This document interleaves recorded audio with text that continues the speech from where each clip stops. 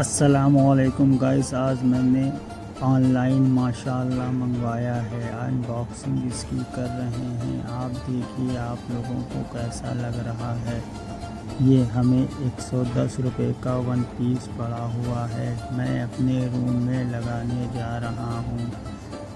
देखिए अनबॉक्सिंग करके मैं देखता हूँ कैसा लग रहा है।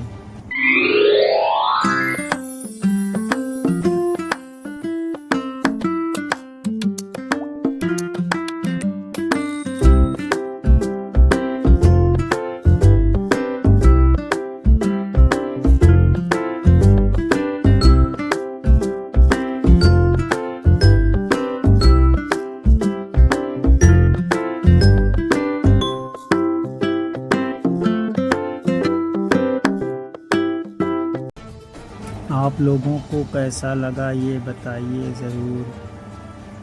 अस्सलामु अलैकुम।